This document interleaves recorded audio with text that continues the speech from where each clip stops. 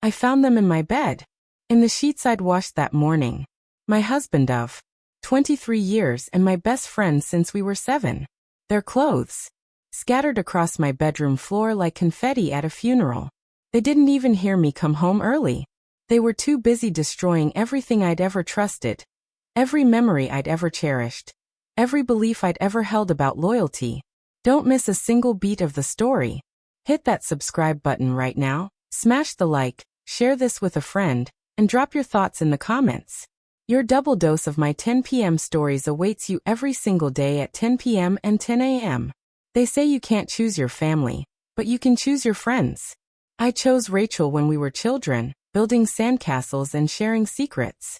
I chose Daniel when I was 24, believing in forever. For 40 years, Rachel was my sister. For 23 years, Daniel was my home. I never imagined I'd have to choose between them. I never imagined they'd choose each other.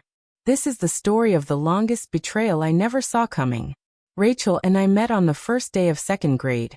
She had wild auburn curls that refused to stay in her ponytail, green eyes that sparkled with mischief, and a gap-toothed smile that made everyone around her smile too. She was the kind of child who spoke too loudly, laughed too freely, and never walked when she could run. I was the opposite. Quiet, careful, always coloring inside the lines. My mother had braided my dark hair so tightly my scalp hurt. I wore a dress she'd ironed the night before, white socks pulled up to my knees. I sat alone at lunch, methodically eating my sandwich, when Rachel plopped down beside me. "You look sad," she announced, her voice carrying across the cafeteria. "Want half my cookie?" That cookie changed everything. We became inseparable. Rachel slept over at my house every Friday. I slept with her every Saturday. We learned to ride bikes together, fell off together, got back on together. We shared clothes, homework answers, and first crushes. When her parents divorced in 5th grade, she cried in my room for 3 days straight. When my grandmother died in 8th grade, she held my hand through the entire funeral. By high school, we were more than friends. We were extensions of each other. People called us Rachel and Claire, like it was one word. We planned our futures in her basement. We'd go to the same college, be each other's maids of honor, raise our children together. Our friendship felt eternal, unbreakable, sacred. We did go to the same college, Penn State, where we shared a dorm room that smelled like cheap perfume and microwave popcorn. Rachel studied communications, dreaming of becoming a journalist. I studied accounting, practical and safe. She dated constantly, falling in love with a new guy every semester. I studied, afraid of getting hurt. Then senior year, everything changed when Rachel dragged me to a party I didn't want to attend. Daniel Mitchell stood in the kitchen of that crowded frat house, looking as out of place as I felt. He was tall, maybe 6'2", with dark hair that fell across his forehead and brown eyes that crinkled when he smiled. He wore a simple navy sweater and jeans while everyone else was dressed for chaos.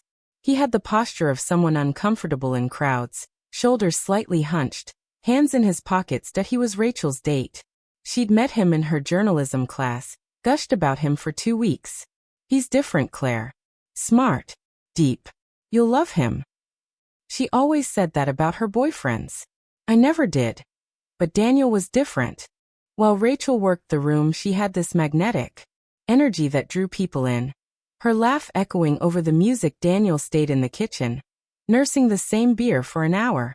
I'd escaped the noise to get water when I found him reading the spines of cookbooks someone had left on the counter. "Not a party person?" I asked. He looked up, startled, then smiled. It was a genuine smile, reaching his eyes. "Is it that obvious? You're reading a cookbook at a frat party. That's a tell." He laughed, a warm sound. "Rachel insiste d'uno come." Said I needed to be more social. We talked for an hour. About books, he loved Steinbeck, I loved Austen. About ambitions, he wanted to teach literature, I wanted stability. About fears, he was afraid of mediocrity, I was afraid of risk. The conversation flowed easily, naturally, like we'd known each other for years instead of minutes. Rachel found us eventually, swaying slightly, her lipstick smudged. "There you are." She wrapped her arms around Daniel's neck, kissed his cheek. "You two met. Isn't he perfect, Claire?" He was. But he was hers. They dated for 3 months. I watched from the sidelines, happy for Rachel, ignoring the small ache in my chest whenever Daniel looked at me a moment too long or laughed at my jokes a bit too enthusiastically. Then Rachel broke up with him. He's too serious, she explained, filing her nails in our dorm room. Too intense. I need someone fun. I should have stayed away. I knew the rules. I ran into Daniel at the library 2 weeks after the breakup. He looked tired, hunched over a table covered in papers, his hair messier than usual. He was grading student essays he'd taken a TA position, and the red pen in his hand moved with decisive strokes. Claire. He stood when he saw me, that same genuine smile appearing despite the exhaustion in his eyes. Coffee? I should have said no. Instead, I said yes. We started meeting for coffee, then lunch, then long walks across campus, where we talked about everything and nothing.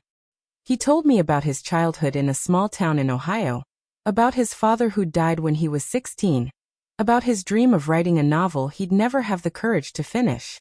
I told him about my anxieties, about feeling like I was living someone else's life, about wanting something more but not knowing what. I told Rachel, of course. I told her everything. That's great, she said, barely looking up from her phone. He's a good guy. You two are perfect for each other. But you dated him. Isn't that weird? She shrugged, her curls bouncing. Ancient history. We weren't serious. Go for it. So I did. Daniel and I started dating officially 3 months after he and Rachel broke up. It felt right. He felt right. For the first time in my life, I wasn't afraid. Rachel threw me an engagement party when Daniel proposed a year later. She gave a toast about soulmates and true love, her green eyes shining with tears. My 2 favorite people, she said, raising her glass. I'm so happy for you both. She was my maid of honor. She wore a deep burgundy dress that complemented her auburn hair. She held my bouquet during the vows, dabbed my tears during the reception, danced with Daniel while I danced with my father. In the wedding photos, the 3 of us looked genuinely happy. We were genuinely happy. For 23 years, we were genuinely happy. Rachel never married. She dated constantly, serially, chaotically. Lawyers, artists, a drummer who lived in his van. None of them lasted. I'm married to my career, she'd joke, though her journalism dreams had morphed into freelance content writing that barely paid the bills. She lived 10 minutes from us. She came to every dinner party, every birthday, every holiday. She was Aunt Rachel to our daughter, Emma. She was the third wheel that never felt like a third wheel. She was family. Looking back, I can pinpoint when things shifted. It was subtle at first, like hairline. Fractures in glass you don't notice until the whole thing shatters. It started 3 years ago. Daniel took a sabbatical from his teaching position at the community college to finally write his novel. It was something he'd dreamed about for decades, and I encouraged him. We had savings. Emma was in college. It was the perfect time. But the novel consumed him. He disappeared into his home office for 12, 14, 16 hours a day. He emerged only for meals, distracted, distant, his mind still caught in whatever world he was creating. The warmth between us cooled to polite coexistence. I threw myself into work. I'd made a partner at my accounting firm, and tax season became my escape. When I was buried in spreadsheets and client meetings, I didn't have to think about the growing silence in my marriage. Rachel filled the gaps. She started coming over more often, sometimes when Daniel was working, sometimes when he wasn't. She'd sit in our kitchen, my kitchen, with the yellow walls I'd painted and the herb garden I'd planted, and we'd drink wine and talk like we did in college.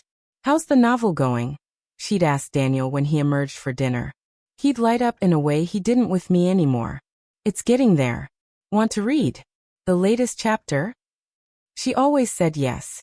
She'd curl up on our couch, the one Daniel and I had picked out together 15 years ago, and read his pages while he watched her face for reactions. Her opinions mattered to him in a way mine didn't.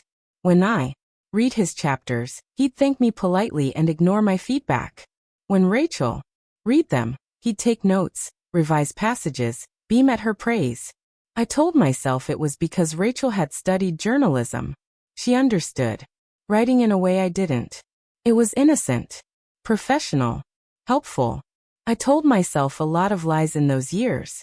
You're lucky to have her, Daniel said one night after Rachel left. She really gets what I'm trying to do. I'm glad, I said, and I meant it. Or I thought I did. Or I convinced myself I did.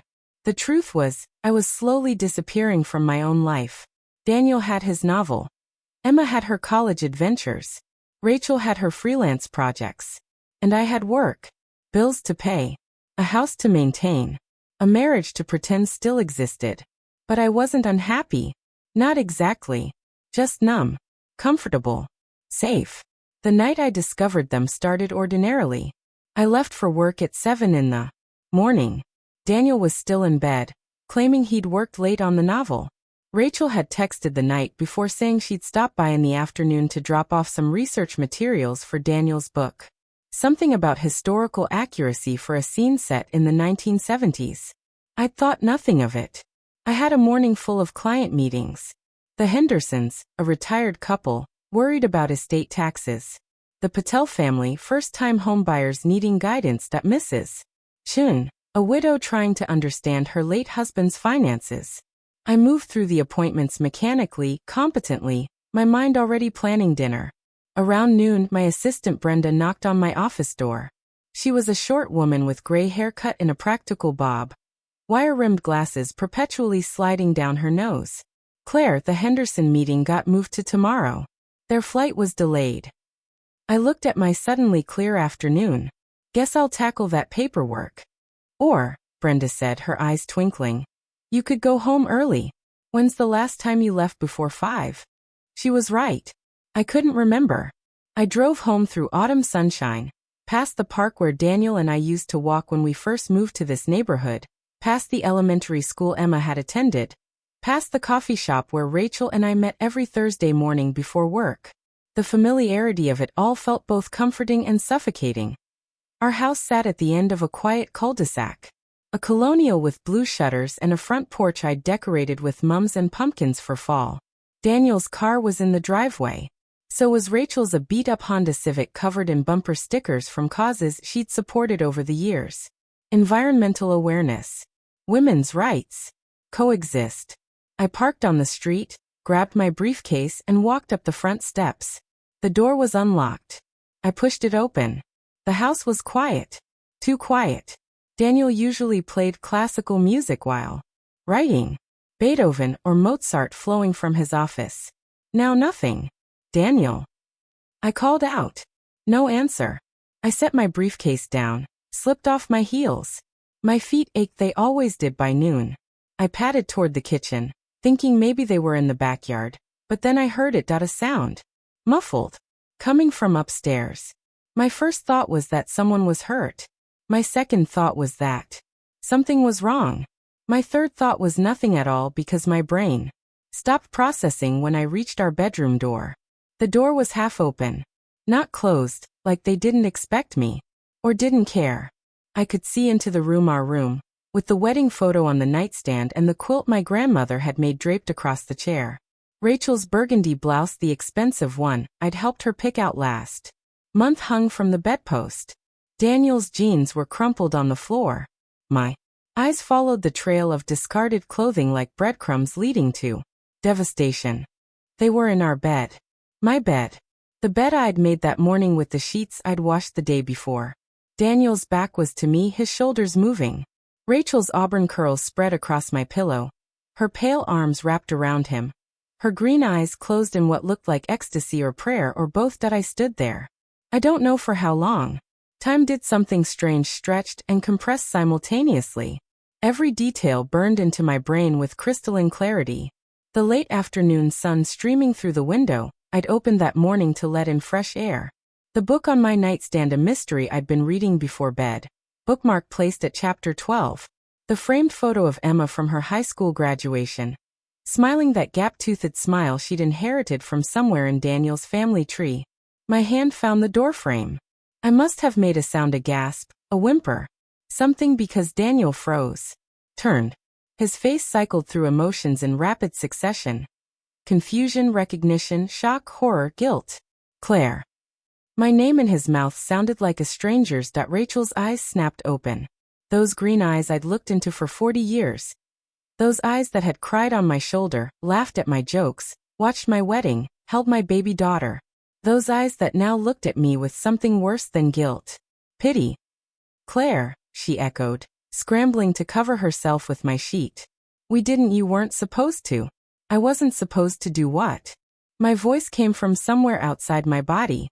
Calm. Cold. Clinical. Come home early? Walk into my own bedroom? Catch my husband fucking my best friend in my bed. Daniel stood, grabbing his boxers from the floor. His hands shook. This isn't. We didn't mean for this to. How long? The question came automatically, though I wasn't sure I wanted the answer. They looked at each other. A whole conversation passed between them in that glance.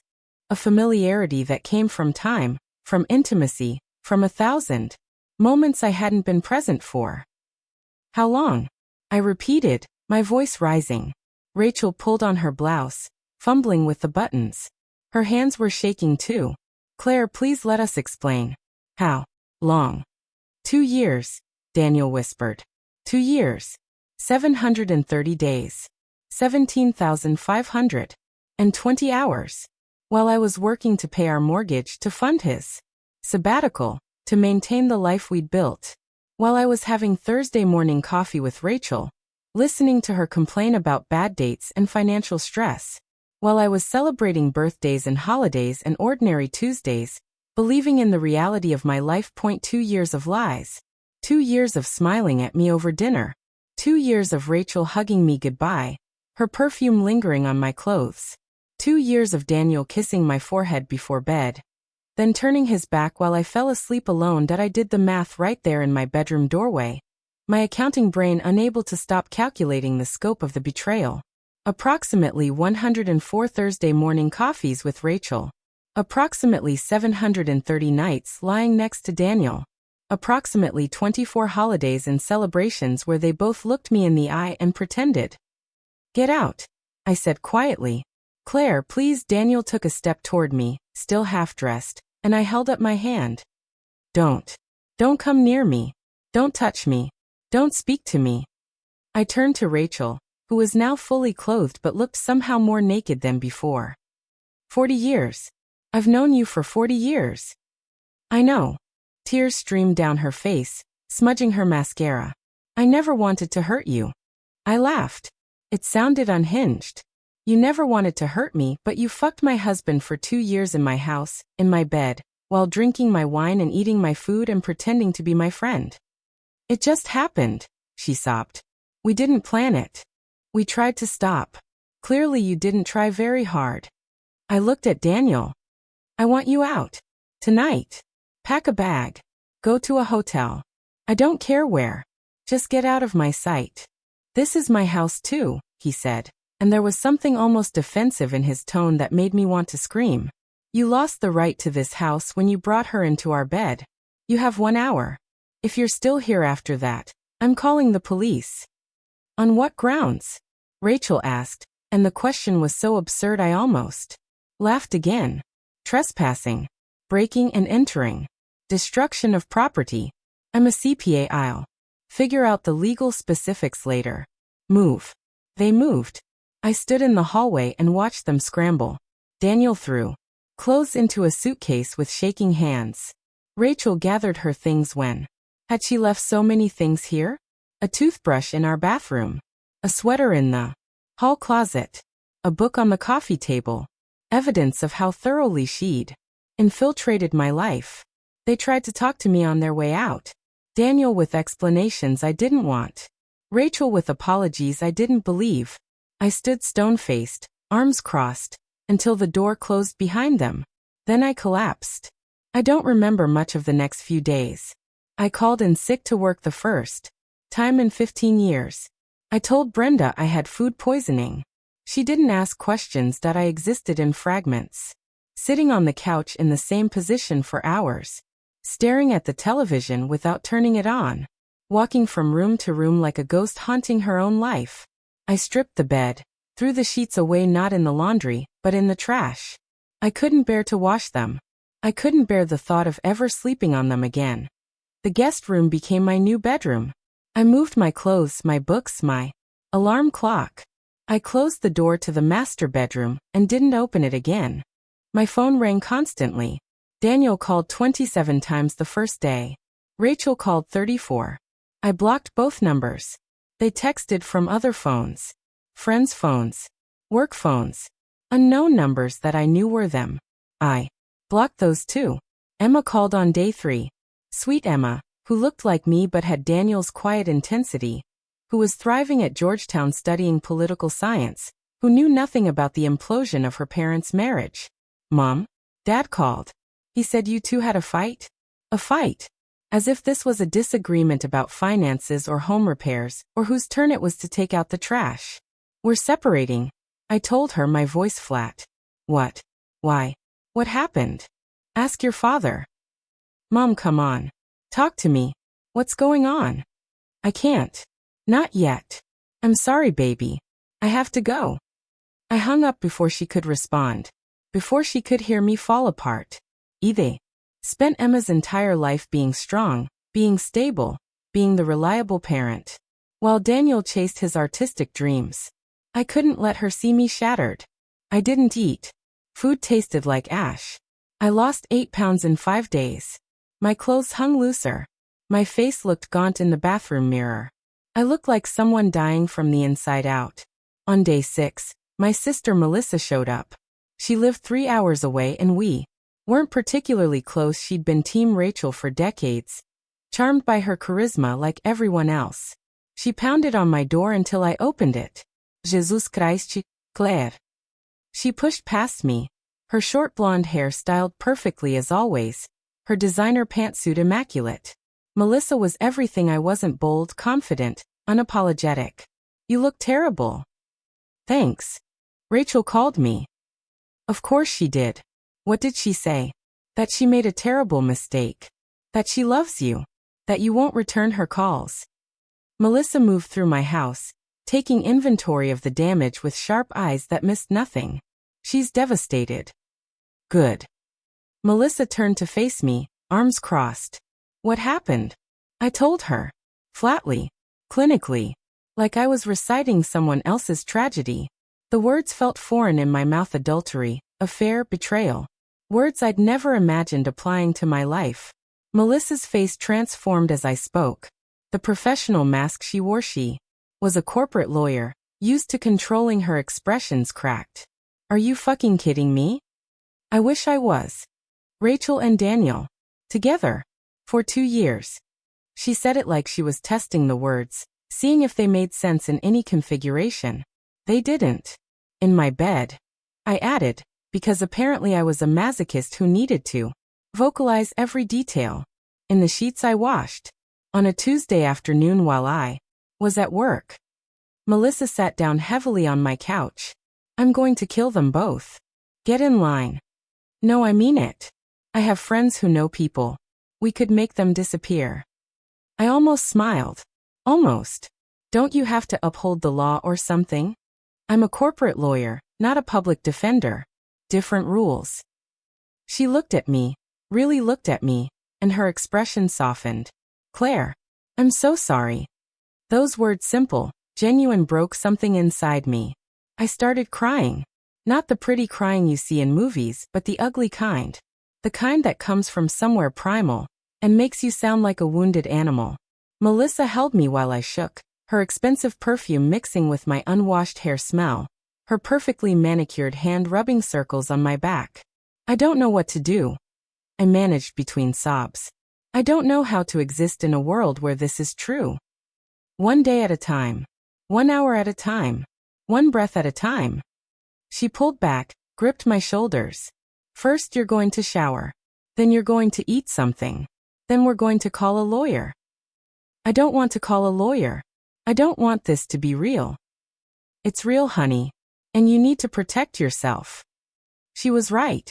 I showered the water too hot, burning my skin red, but at least I could feel something besides grief. I ate toast that Melissa made, though every bite was an effort. Then I sat at my kitchen table while Melissa called her friend Marcus, a divorce attorney who specialized in high-conflict cases.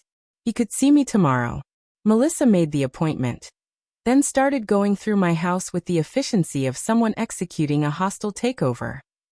Do you have copies of your financial documents? Bank statements? Tax returns? Retirement accounts? Yes, in the filing cabinet in my office. Good. What about his novel? Is it finished? Published? Worth anything? It's finished. He's been shopping it to agents. If it sells, you're entitled to a portion. You supported him while he wrote it. She was already thinking 3 steps ahead, protecting me whether I wanted protection or not. What about Rachel? Did she contribute financially to this household? No. She was just here as the mistress. Good. That makes things simpler. Mistress. Another word I'd never associated with my life. My best friend, the mistress. My husband, the adulterer. Me, the fool who never saw it coming. Marcus Chen's office was downtown, in a sleek building with floor-to-ceiling windows and art that probably cost more than my car. He was in his mid-50s, with salt and pepper hair, and kind eyes behind rimless glasses. His handshake was firm, professional, reassuring. Mrs. Mitchell, I'm sorry we're meeting under these circumstances. Claire, I said. And thank you for seeing me so quickly. We sat in his office, leather chairs, mahogany desk, diplomas covering one wall. He opened a legal pad, clicked his pen. Tell me everything. I did. Again. Each time I told the story, it hurt less and felt more surreal, like I was describing a plotline from a bad soap opera instead of my actual life. Marcus took notes, his expression neutral. When I finished, he set down his pen. Okay. First question. Do you want to preserve this marriage? No. You answered that quickly. 2 years, Marcus. They lied to my face for 2 years. There's nothing to preserve. He nodded. Good. Certainty makes this easier. Second question. Do you want to financially destroy your husband? Or do you want a clean, equitable divorce? I thought about it. Part of me, a part one didn't like, wanted Daniel to suffer. I wanted to take everything. The house, the savings, the retirement accounts. I wanted to leave him with nothing the way he'd left me with nothing. But I was tired. I'm so tired. Equitable. I said finally. I just want it over. Fair enough. We'll aim for a 50-50 split of marital assets. You'll keep the house, you can buy out his half or sell it and split the proceeds. Retirement accounts get divided. You mentioned he wrote a novel during the marriage. Yes. On my dime. Then you're entitled to a portion of any proceeds if it sells. We'll include that in the settlement. He made more notes. Any children? 1. Emma. She's 20 in college. Not a minor. So no custody issues. That simplifies things. He looked up. What about the other woman? Rachel. My chest tightened. What about her? In some states, you can sue a third party for alienation of affection. Pennsylvania isn't one of them, unfortunately. But she was in your home, so we could potentially. No. The word came out sharper than I intended. I don't want her in this legally. I just want her gone from my life. Understood. He closed his legal pad. Claire, I'm going to be honest with you. This is going to be hard. Emotionally, financially, practically. But you're going to get through it. And on the other side, you're going to be okay. I wanted to believe him. This betrayal cuts deep. Stay with me, there's more to uncover. Daniel showed up at the house 3 weeks later. I'd avoided him successfully until then, communicating only through Marcus, ignoring his calls and emails. But apparently he'd decided a face-to-face conversation was necessary. That I opened the door to find him standing on the porch looking smaller somehow. That he'd lost weight too. His face was drawn, shadows under his eyes. He wore the gray sweater I'd bought him for his birthday 2 years ago. Back when I still thought I knew him. Claire. Please. Can we talk? My lawyer said not to speak to you directly. 5 minutes. That's all I'm asking. His voice cracked. Please. Against my better judgment, I let him in. We stood in the foyer. I didn't invite him further into the house. He glanced around like he was seeing it for the first time. Or the last time. The house looks good, he said awkwardly. What do you want, Daniel? He ran his hand through his hair, a nervous gesture I'd seen 1,000 times. I want to explain. There's nothing to explain. You fucked my best friend for 2 years. That's pretty clear. He flinched. It wasn't like that. What was it like then? Enlighten me. It started as friendship. She understood the creative process. You were always working, and I was lonely and she was there. I was working, I said slowly, to pay for our life, to pay for your sabbatical, to fund your dream while you write your novel. I know that. And I'm grateful. Don't. I held up my hand. Don't you dare say you're grateful while trying to justify cheating on me. I'm not justifying it. I'm trying to explain how it happened.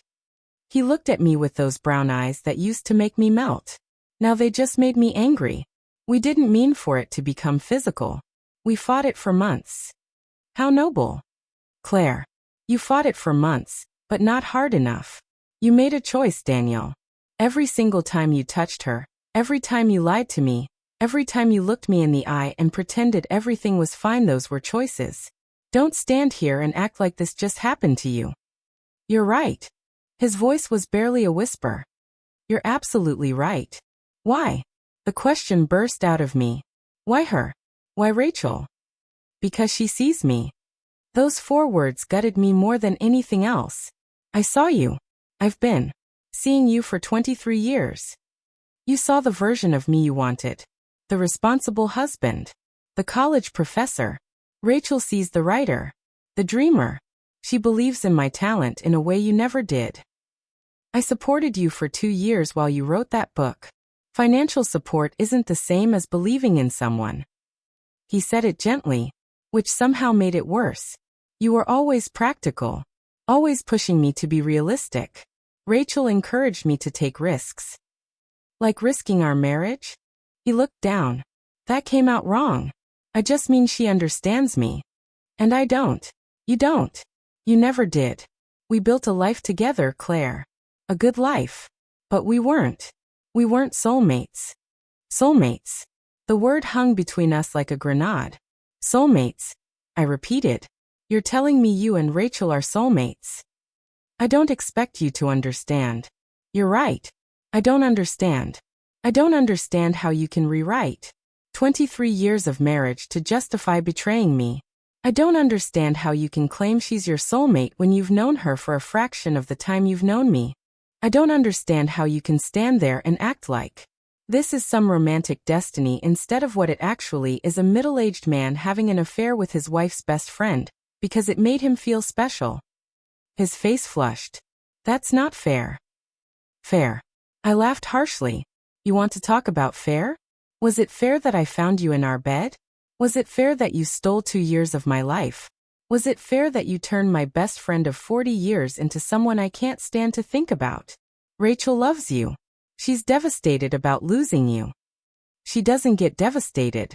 She made her choice. She wants to talk to you. To explain. I don't care what she wants. I don't care what you want. This conversation is over. I moved to the door, opened it. My lawyer will be in touch about the divorce proceedings. Don't come here again. Claire, wait. There's something else I need to tell you. Something in his tone made me pause. What? Rachel's pregnant. The world tilted. I gripped the doorframe to stay upright. What? She's pregnant. About 3 months along. He looked at me with something that might have been guilt, or might have been pride. I couldn't tell anymore. We're having a baby. I processed this information in stunned silence.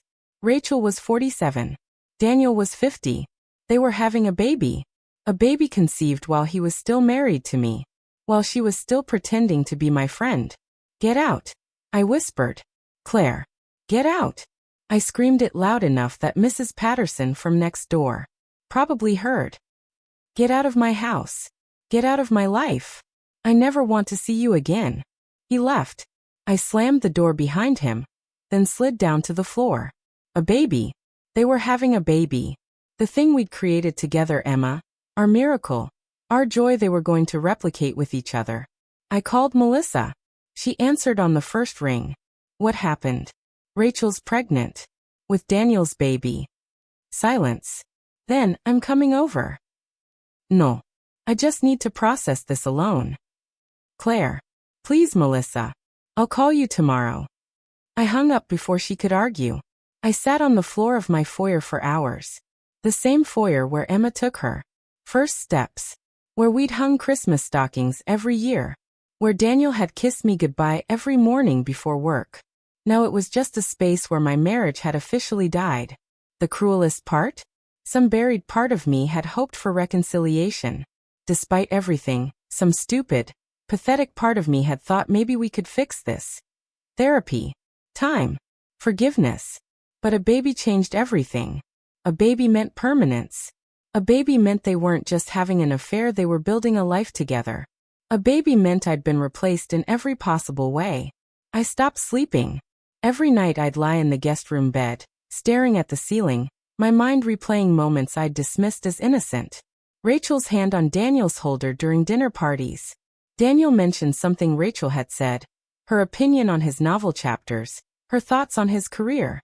The way they'd gravitate toward each other at gatherings, standing just a little too close. How had I missed it? How had I been so blind? Or worse, had I seen it, and chosen not to acknowledge it? Had some part of me known and buried it, because facing it would mean destroying everything? Work became impossible. I'd sit at my desk, staring at spreadsheets that blurred into meaningless numbers. Clients would ask questions and I'd hear myself responding, but it was like someone else was using my voice. Brenda started giving me concerned looks. Claire, maybe you should take some time off, she suggested gently after I mixed up the Henderson and Patel files for the third time. I've fine. You're not fine. Whatever you're dealing with. I'm fine. I repeated, more sharply than I intended. She didn't push, but she started double-checking my work. I should have been insulted. Instead, I was grateful. Emma came home one weekend, bursting through the door with the energy of someone who still believed the world was safe. She was so beautiful, my daughter, with my dark eyes and Daniel's quiet intensity, her black hair pulled into a messy ponytail. She wore her Georgetown sweatshirt and carried a backpack covered in political buttons. Mom. She hugged me, and I held on too long. She pulled back, studying my face. You've lost weight. Stress. Where's Dad? He's not answering my calls. He's staying somewhere else. Because of the separation? She said the word like it was foreign. Mom, what's really going on? Nobody will tell me anything. I looked at my daughter, my brilliant, sensitive daughter who still believed in happy endings, and I couldn't do it. Couldn't shatter her world the way mine had been shattered. Your father and I grew apart, I said carefully. Sometimes marriages end. It's nobody's fault. That's bullshit. Emma crossed her arms. She got her directness from me. People don't just separate after 23 years because they grew apart. What happened? Emma, did he cheat? She asked it bluntly, and I must have flinched because her eyes widened. He did. Dad cheated on you. It's complicated. Who was it? Someone from college. I couldn't say it. Couldn't tell her that Aunt Rachel, who'd babysat her, who'd taught her to braid her hair, who'd been at every birthday party in school. Play had betrayed us both. It doesn't matter who. What matters is we're handling it like adults. I'm going to kill him. Emma grabbed her phone. Don't. Please. This is between your father and me.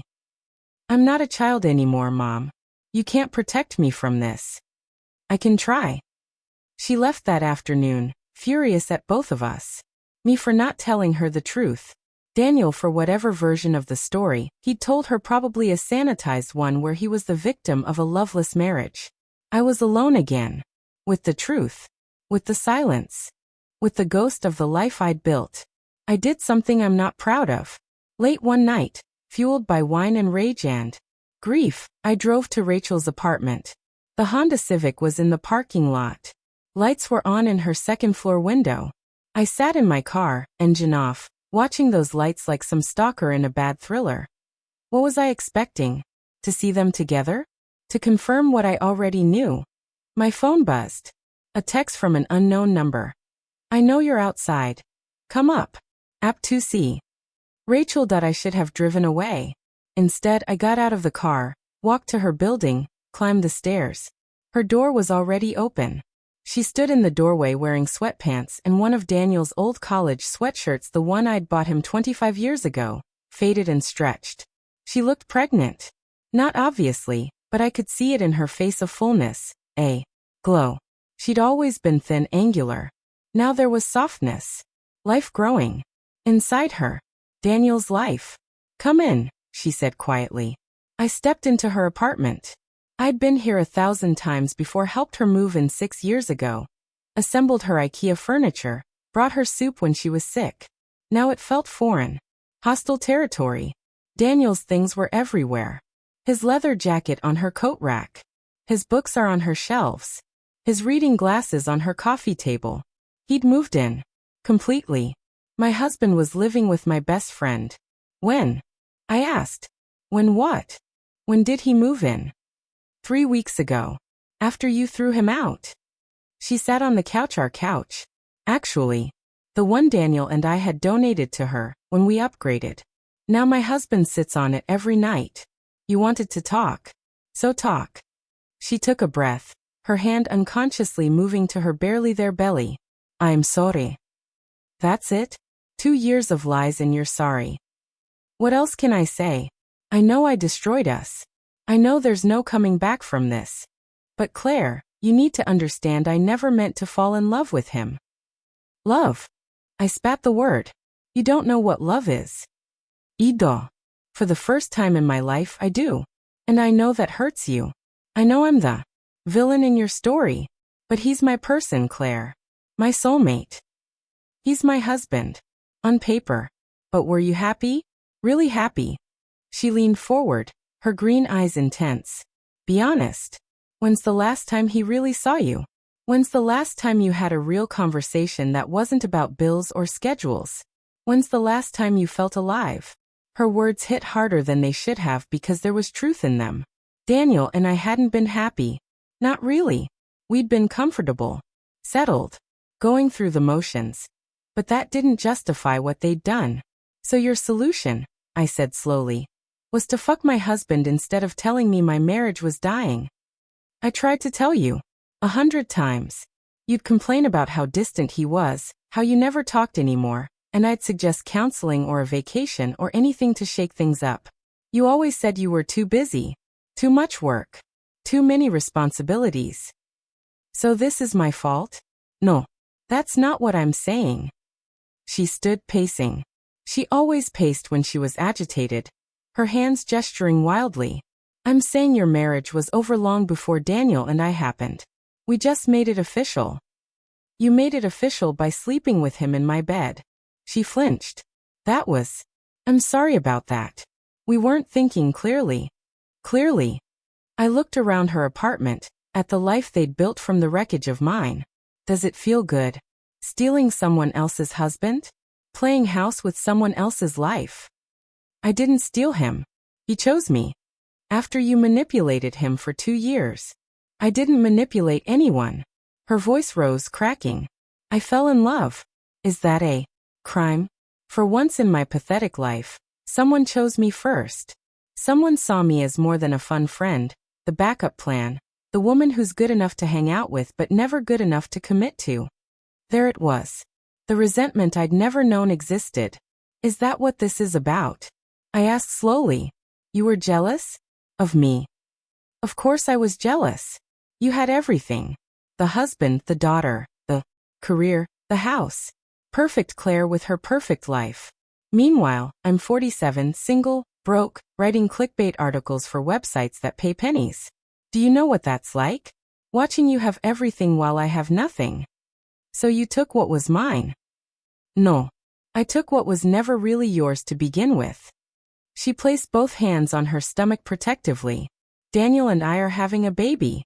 We're getting married, that we're building a future. And I know you hate me. I know I've lost you forever. But I need you to understand I'm not the villain.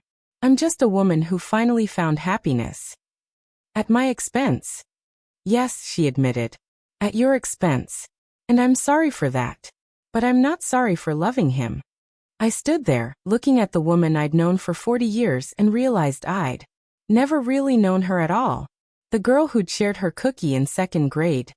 The teenager who'd held my hand at my grandmother's funeral. The woman who'd been my maid of honor. She was a stranger.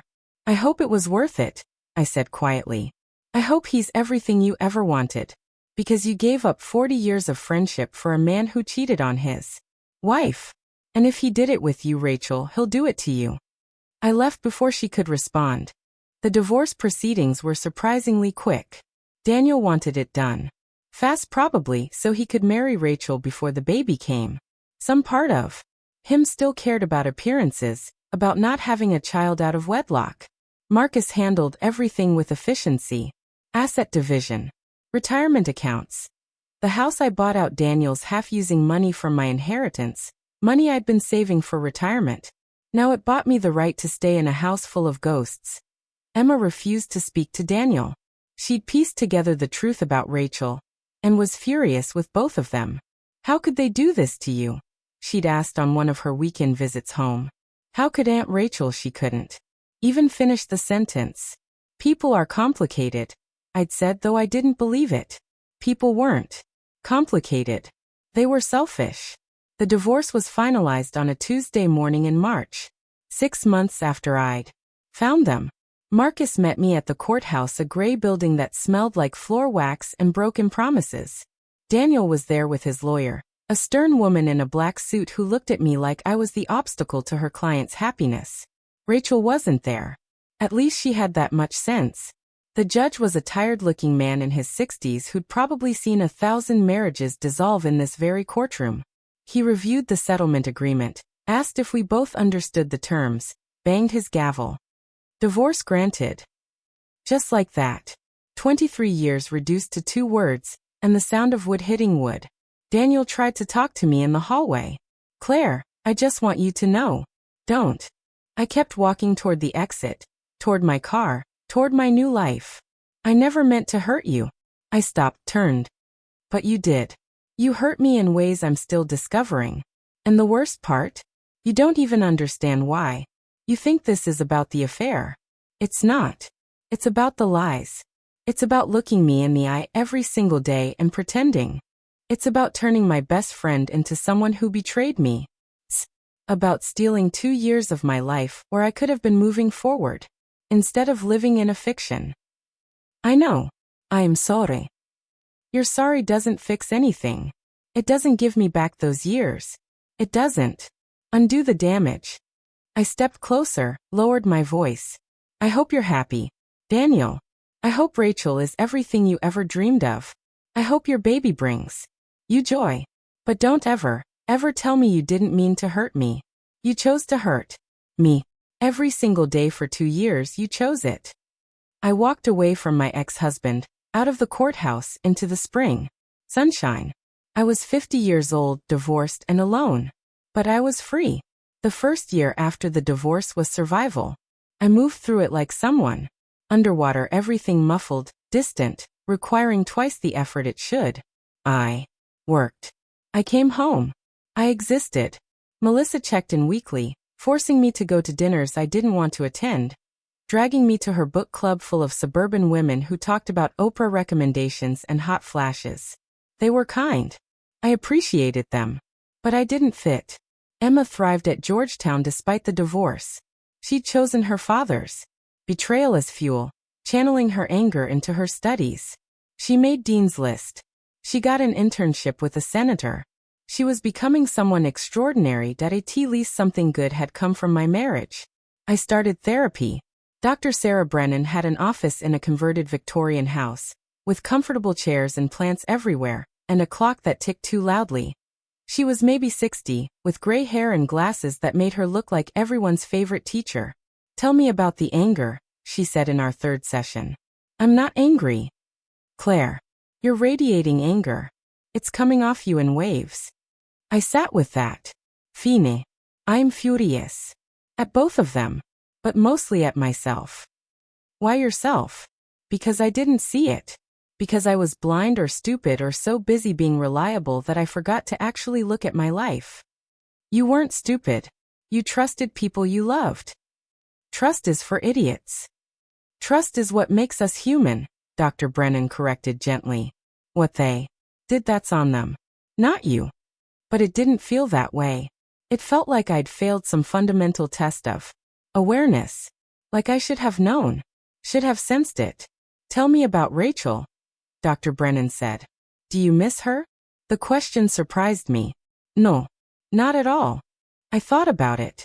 Sometimes I miss who I thought she was. The Rachel who existed in my head. My best friend, my sister. But that person never really existed, did she? The real Rachel was someone who could look me in the eye while sleeping with my husband. People contain multitudes. She can be both the friend who loved you and the woman who betrayed you. I don't want her to be both. I want her to be one thing. A villain. Simple. Life is rarely simple. It should be. Rachel had the baby in November. A girl. They named her Sophie. I found out from Emma, who'd heard from someone who'd heard from Daniel.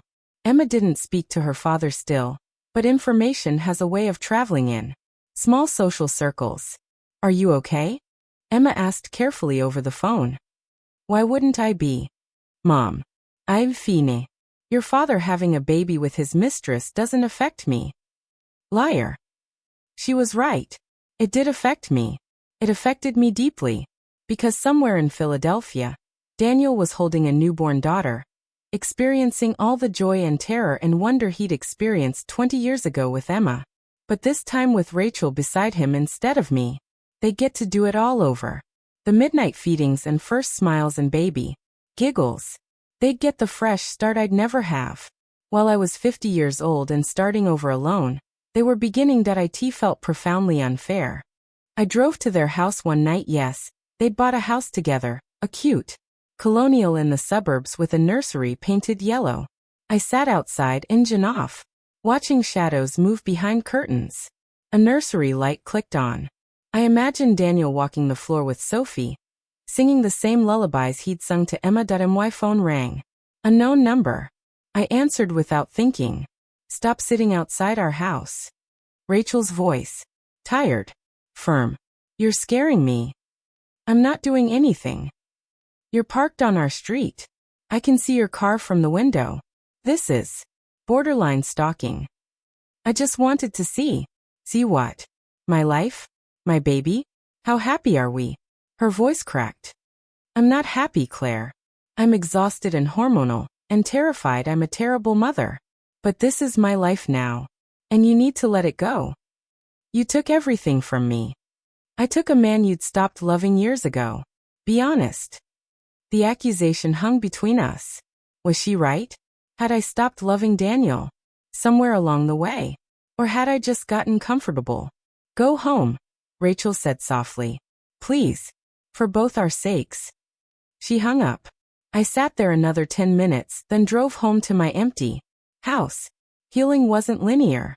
It was 2 steps forward, 3 steps back. There were good days where I felt strong, followed by nights where I sobbed in the shower. It was rage that came in waves, grief that ambushed me in grocery stores when I saw couples shopping together. But slowly, imperceptibly, I got better. I started painting. Something I'd loved in college before I'd chosen the practical path of accounting. I set up an easel in the spare bedroom, the one that had briefly been my refuge, and painted terrible, angry abstracts. Reds and blacks and violent slashes of color. Dr. Brennan said it was healthy. You're expressing instead of suppressing. I joined a gym. Started running. The physical pain felt good, clean, something I could control. I ran until my lungs burned and my legs shook. I ran until I couldn't think. I made new friends. Women from the gym, from a cooking class Melissa forced me to take, from a book club that actually read books instead of just drinking wine. They didn't know my history. They knew me as Claire, single, 50, starting over. Emma came home for winter break during her junior year. We decorated the house for Christmas, the first Christmas without Daniel. She'd brought her girlfriend, Maya, a brilliant pre-med student with short hair and a quick laugh. They were clearly in love in that intense, all-consuming way only 20-year-olds can be. She's wonderful, I told Emma while making dinner. Maya was in the living room, charming Mrs. Patterson who'd stopped by with cookies. She is. Emma's eyes were soft as she watched Maya. Mom, can I ask you something? Of course. Are you happy? I thought about it. I really thought about it. I'm getting there. Good. She hugged me tight. You deserve to be happy. You deserve someone who chooses you first. Maybe I'm meant to be alone. Or maybe you're meant to find yourself first before you find someone else. When had my daughter become so wise? It's been 3 years since I found them. 3 years since my life imploded. 3 years of therapy and tears and slowly piecing myself back together into someone I barely recognize. I'm 53 now. My hair has more silver than brown. I have laugh lines that weren't there before, evidence that despite everything, I've learned to smile. Again. I sold the house last month. Couldn't bear to stay in those rooms anymore. I bought a condo downtown, modern and sleek and absolutely nothing like the life I had before. Emma graduated from Georgetown summa cum laude. She's engaged to Maya. They're planning a wedding for next summer. Emma asked me to walk her down the aisle. You're the parent who stayed, she said simply. Daniel sends Christmas cards. Pictures of Sophie, a beautiful toddler with auburn curls like Rachel's. I look at these cards briefly before filing them away. They're strangers. Their happiness doesn't wound me anymore. Rachel tried to reach out last year. A letter handwritten full of apologies and explanations and a plea for forgiveness. I read it once, then burned it in my fireplace. Some bridges aren't meant to be rebuilt. Last month, I went on a date. His name is James. He's a widower. We met at the gym. He asked me for coffee. Then dinner. Then a concert. He's kind and funny and absolutely nothing like Daniel. He doesn't know about my past yet. Someday I'll tell him. But not yet. Dr. Brennan asked in our last session. If you could go back and change anything, would you? I thought about the question. About 40 years of friendship. 23 years of marriage. All of it was built on a foundation that turned out to be sand. No, I said finally. Because all of it, the good and the bad, led me here. And here isn't perfect here, but it's mine. That's the thing about betrayal. It breaks you open. And sometimes in the breaking, you find pieces of yourself you never knew existed. Strength you didn't know you had. Dreams you'd buried. A version of yourself that doesn't need anyone else to be complete. That I'm not the same Claire who walked into that bedroom 3 years ago. That Claire is gone. Destroyed by the very people she loved most.